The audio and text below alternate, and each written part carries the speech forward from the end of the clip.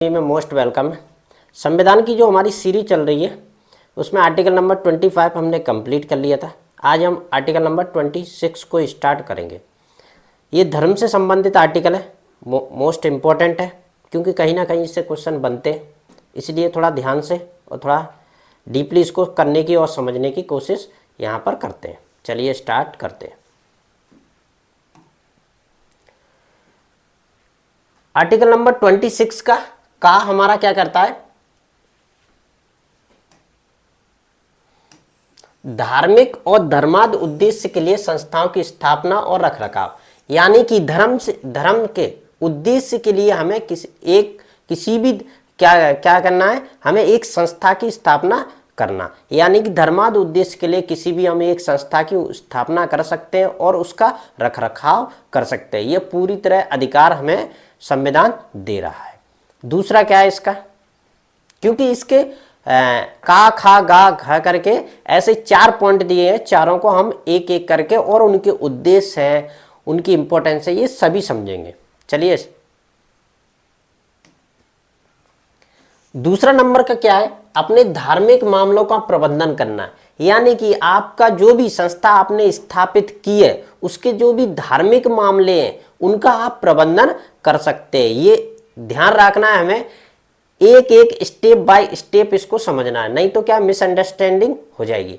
यानी पहले में क्या था, हम किसी भी एक धार्मिक संस्था की स्थापना कर सकते हैं, और दूसरे में क्या है, उस धार्मिक मामलों उससे संबंधित जो भी धार्मिक मामले हैं हम उसका प्रबंधन कर सकते हैं। जैसे कि धार्मिक मामले कैसे हो गए, जैसे व्रत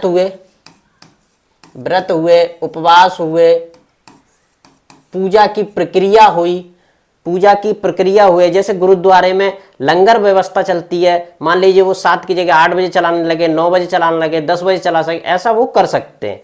और कैसे चलाएंगे ऐसे भी वो कर सकते हैं। उसमें उतार चढ़ाव या फिर बदलाव किसी भी तरह का वो कर सकते हैं, उसमें कोई भी किसी भी तरह की रोक टोक नहीं करेगा राज्य शासन। और आगे देख ले, तीसरा है यहाँ पर चल और अचल संपत्ति अर्जित करना, उसका स्वामित्व रखना।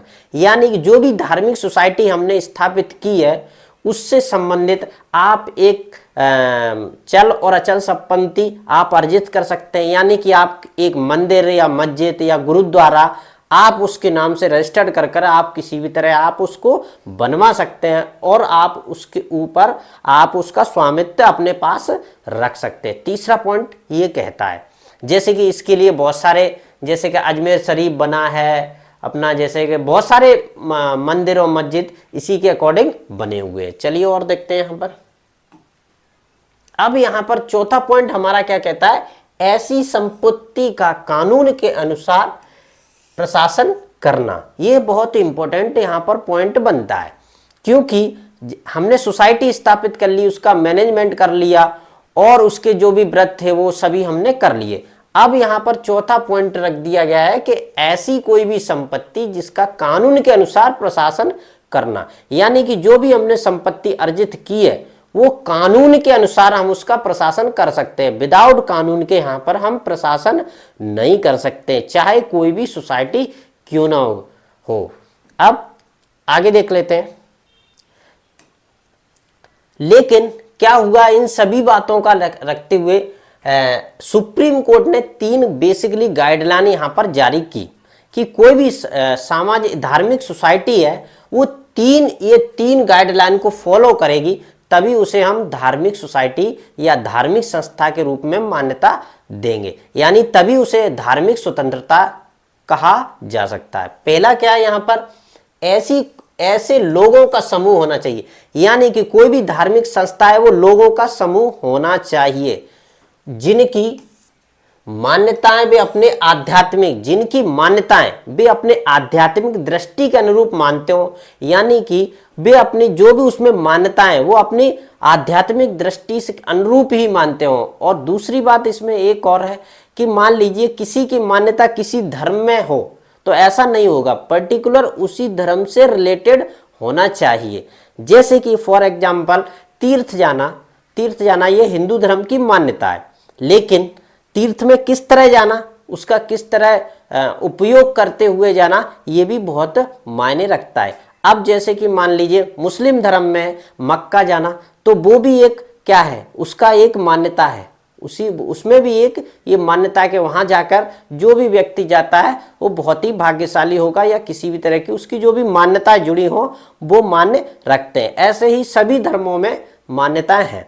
तो इसीलिए उन्होंने कहा है कि ऐसे लोगों का समूह होना चाहिए जिनकी मान्यता, उनके में उसका उन लोगों का विश्वास भी होना चाहिए, उन लोगों का विश्वास भी होना चाहिए। दूसरा पॉइंट यहां पर क्या कहता है, इसका एक साझा संगठन होना चाहिए। इसका क्या, एक साझा संगठन होना चाहिए। जैसे मान लीजिए रामकृष्ण मिशन है, रामकृष्ण मिशन है, आर्य समाज है, ये क्या है, ये एक संगठन है, ये एक संगठन है। दूसरा यहां पर पॉइंट दिया गया है। तीसरा पॉइंट हमारा क्या कहता है, इसका एक विशिष्ट नाम होना चाहिए, यानी पर्टिकुलर उस संस्था का, धार्मिक संस्था है उसका नाम होना चाहिए। जैसे कि मुस्लिमों की क्या है, अजमेर दरगाह शरीफ, ये उसका, और दूसरा है वक्फ बोर्ड है, और भी हिंदुओं की कई संस्थाएं हैं, जैसे उनमें भी है, जैसे कि सिख धर्म में भी ऐसी संस्थाएं, उनके नाम पर्टिकुलर रजिस्टर्ड है। तो यानी कि सुप्रीम कोर्ट ने 3 गाइडलाइन दी कि इसी के अकॉर्डिंग कोई भी धार्मिक रूप से धार्मिक संस्था मानी जाएगी। चलिए हम और उसमें क्या और आगे देखते हैं।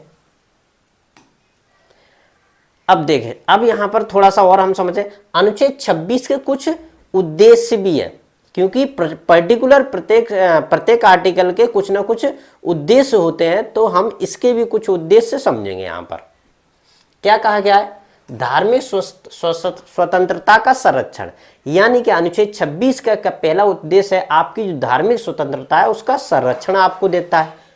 प्रत्येक धार्मिक समुदाय अपने धार्मिक मामलों का प्रबंधन करने का अधिकार प्रदान करना, यानी कि कोई भी धार्मिक संस्था है उसका प्रबंधन करने का उसको अधिकार देता है। कौन देता है, आर्टिकल नंबर 26।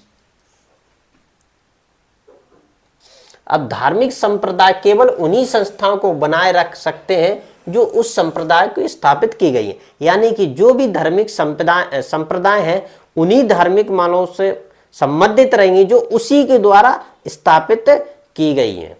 आगे देखते हैं, जैसे कुछ उसका एग्जाम्पल दिया है, जैसे हिंदू धर्म की, मुस्लिम धर्म की, सिख धर्म की, ईसाइयों का अपना मठ, मस्जिद, गुरुद्वारे, चर्च आदि स्थापित करना और उनका स्वतंत्र रूप से प्रबंधन करने का अधिकार है। यानी कि जो भी धार्मिक संप्रदाय हैं वो अपने मठ, मस्जिद, चर्च, मस्जिद ये सभी बनाने का उनका, और उनका पर्टिकुलर क्या करने का, प्रबंधन करने का उनके पास अधिकार है। ये आर्टिकल नंबर 26 का दूसरा एग्जाम्पल। अब इसका दूसरा उद्देश्य देख लेते हैं, अपने धार्मिक मामलों का प्रबंधन करना। जो भी आपका दूसरा उद्देश्य है धार्मिक मामलों का क्या क्या है, प्रबंधन करना। इसमें क्या कहता है, धार्मिक मामले के प्रबंधन में कौन आएगा, जैसे कीर्तन, यानी कि जो भी उनके कीर्तन होते हैं, जैसे सिख समाज के गुरुद्वारों में कीर्तन होते हैं उसको मैनेज करना। लंगर की जो धार्मिक उत्सव, मंदिर में पुजारी के पूजा की प्रक्रिया तय कर सकता है, यानी कि धर्म से संबंधित, धार्मिक उत्सव से संबंधित या धार्मिक रीति रिवाज से संबंधित आप उसकी प्रक्रिया को तय कर सकते हैं, वो आपका मैनेजमेंट के अंदर आएगा। लेकिन इसमें एक चीज और हमेशा ध्यान रखना है, अगर ऐसी कोई प्रक्रिया है जो कि व्यक्ति के मौलिक अधिकार को अफेक्ट करती है, तो वो क्या है, व्यक्ति का मौलिक अधिकार है, तो उस प्रक्रिया को क्या कर दिया जाएगा, हटा दिया जाएगा। ये भी ध्यान इस चीज में रखना है।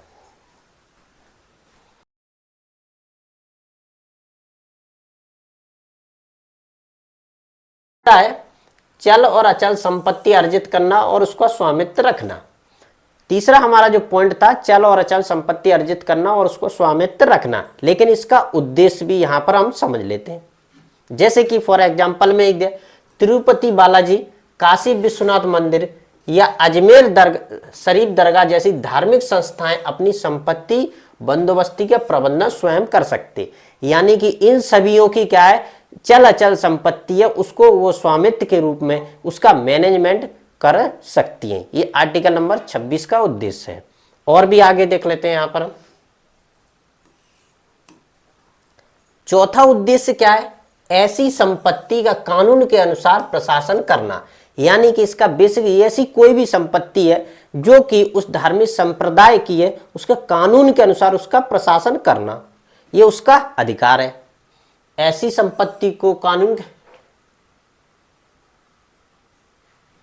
और यहां पर एक पॉइंट यहां पर इंपॉर्टेंट कहा गया है, राज्य किसी भी धार्मिक संस्था से प्रशासन का अधिकार पूरी तरह से नहीं छीन सकता है। यानी कि राज्य क्या है, ऐसी राज्य जो भी धार्मिक संस्था है उससे पूरी तरह धार्मिक प्रशासन से संबंधित वो पूरी तरह अधिकार उससे नहीं छीन सकता। लेकिन इसमें एक पॉइंट यहाँ पर याद रखने वाली बात है, अगर कोई भी धार्मिक संस्था है तो अगर अगर कुछ कारण है उनको अफेक्ट करती है तो उससे वो अधिकार छीन लिया जा सकता है। जैसे स्वास्थ्य से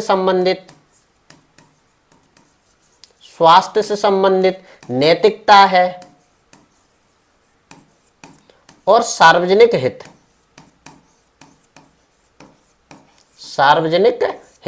यानी कि आपके द्वारा कोई भी ऐसी कोई रीति बनाई गई है जिससे सार्वजनिक हित प्रभावित हो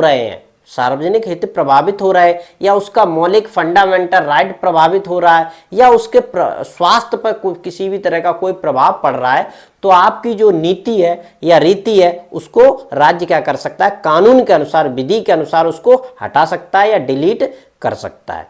आगे और देख लेते हैं क्या है इसमें। अब इसमें क्या है, आर्टिकल 26 से रिलेटेड सुप्रीम कोर्ट के कुछ डिसीजन है, उनको हम यहां पर थोड़ा सा समझेंगे, क्योंकि उससे और क्लियर स्थिति हो जाएगी आर्टिकल नंबर 26 बेसिकली कहना क्या चाह रहा है। चलिए, जैसे कि 1954 में सिरूर मठ मामला आया सुप्रीम कोर्ट के पास, उन्होंने स्पष्ट किया कि धर्म का मतलब क्या है। सुप्रीम कोर्ट ने स्पष्ट किया धर्म, और धर्म का अर्थ है कि वे सभी प्रथाएं, विश्वास और गतिविधियां जो किसी धर्म के मूल तत्व हैं, यानी कि किसी भी धर्म की प्रथाएं, विश्वास, गतिविधियां जो कि धर्म के मूल तत्व माने जाएंगे।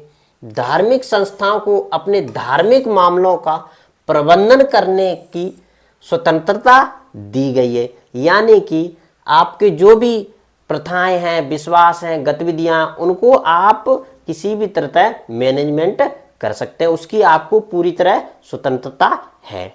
और क्या है, कोर्ट ने धार्मिक और धर्मनिरपेक्ष मामलों के बीच अंतर स्पष्ट किया है कि राज्य धर्मनिरपेक्ष मामलों में हस्तक्षेप कर सकता है, यानी कि धर्मनिरपेक्ष जो भी मामले हैं उनमें हस्तक्षेप कर सकता है।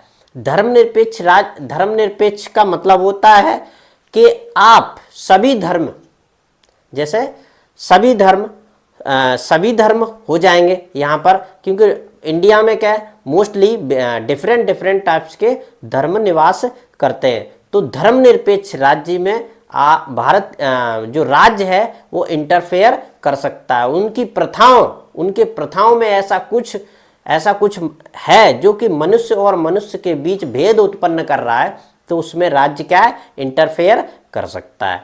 अब दूसरा देख लेते हैं और क्या है, जैसे कि दूसरा मामला आया था 1997 में, उसमें क्या कहा गया था, जगन्नाथ मंदिर प्रशासन बनाम उड़ीसा सरकार ने निर्णय दिया कि महत्वपूर्ण है।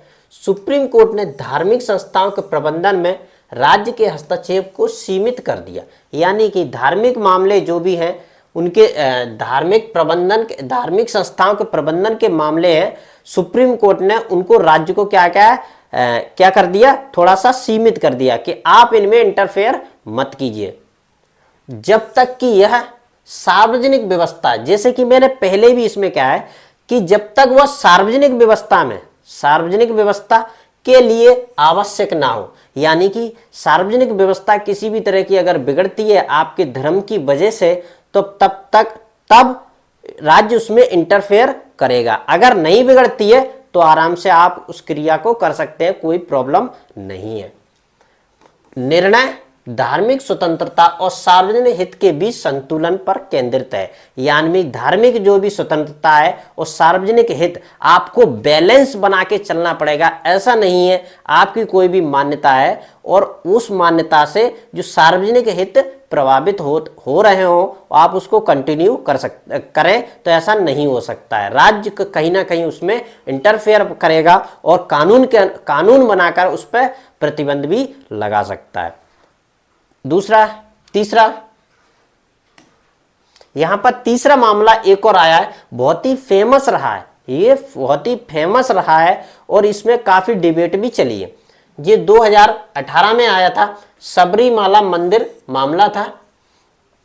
किसने? इंडियन यंग लॉयर्स एसोसिएशन बनाम केरल सरकार के विरुद्ध था, जिसमें क्या कहा गया था? सुप्रीम कोर्ट ने केरल के सबरीमाला मंदिर में महिलाओं के प्रवेश पर लगे प्रतिबंध को असंवैधानिक घोषित करार कर दिया गया, क्योंकि वहां पर जो सबरीमाला मंदिर था वहां पर क्या है, महिलाओं का प्रवेश पर प्रतिबंध था, जो कि सुप्रीम कोर्ट ने क्या कर दिया था?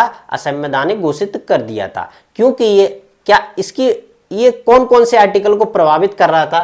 पहला तो ये 26 आर्टिकल को, आर्टिकल नंबर 26 को प्रभावित कर रहा था, 14 को प्रभावित कर रहा था और 21 को प्रभावित। ये तीनों आर्टिकल क्या है? फंडामेंटल राइट में आते हैं, जो कि सभी को क्या है? इक्वल दिए गए। तो ये 3 आर्टिकल को प्रभावित कर रहा था, जिसकी वजह से सुप्रीम कोर्ट ने सबरीमाला मंदिर में महिलाओं पर लगे प्रतिबंध को हटा दिया गया। बोला कि ये उनका फंडामेंटल राइट है, आप किसी भी महिला को किसी भी कारण की वजह से आप उससे जाने से या दर्शन करने से आप उसे रोक नहीं सकते, इसलिए उसे असंवैधानिक घोषित कर दिया गया और जो प्रतिबंध लगे थे उनको हटा दिया गया। बहुत ही फेमस ये केस था, आपको उस पर यूट्यूब पर या फिर ये गूगल पे आपको इजीली मिल जाएगा। अब लास्ट में हमारा है जो कि निष्कर्ष है। प्रत्येक हम आर्टिकल का लास्ट में हम यहाँ पर निष्कर्ष देते हैं, उसी को हम यहाँ पर थोड़ा सा और डिस्कशन करेंगे और आर्टिकल को क्लोज कर देंगे। क्या कहता है हमारा निष्कर्ष? क्या कहता है? प्रत्येक व्यक्ति विश्वास और धर्म की स्वतंत्रता का अधिकार है। यानी कि प्रत्येक व्यक्ति को उसके धर्म की, उसको मानने की स्वतंत्रता है, उसमें विश्वास रखने की स्वतंत्रता है और यह सुनिश्चित किया जाना चाहिए कि इस स्वतंत्रता का प्रयोग समाज और सार्वजनिक व्यवस्था के समग्र हितों के समझौते किए बिना किया जाए। यानी कि इस आर्टिकल का आपका जो धर्म के प्रति विश्वास है वो कायम रखें, कोई दिक्कत वाली नहीं है। आप जो भी उसमें प्रथाएं हैं उनको लागू करें या फिर उसका यूज करें और अपने लोगों को लागू करवाएं, कोई दिक्कत वाली बात नहीं है। लेकिन बशर्ते आपको 2-3 बातों का विशेष ध्यान यहाँ पर रखना है। पहला क्या है? सार्वजनिक हित ना प्रभावित होते हो। दूसरा नैतिक और तीसरा स्वास्थ्य। इन आपकी जो मान्यता है इन तीनों से किसी भी तरह के तरीके से गलत प्रभाव ना पड़ना चाहिए। और इसमें दूसरा क्या है? दूसरा इंपॉर्टेंट पॉइंट क्या है? फंडामेंटल जो व्यक्ति के मूल अधिकार दिए उससे किसी भी तरह का वो प्रभावित नहीं होना चाहिए या फिर अहित नहीं होना चाहिए। तो आप धार्मिक संस्थाओं को कंटिन्यू रख सकते हैं, उसमें जो भी क्लॉज दिए गए उसको आप यूज कर सकते हैं और अपने जो भी उसकी प्रथाएं हैं, प्रशासन है, जो भी है आप उसको मैनेज कर सकते हैं और आगे चल सकते हैं। संविधान आपको पूरी तरह छूट देता है। इसी के साथ हमारा आर्टिकल नंबर जो 26 था वो आज कंप्लीट हुआ। नेक्स्ट कल आपको आर्टिकल नंबर 27 मिलेगा। आप समक्ष एकेडमी को कंटिन्यू फॉलो करते रहें।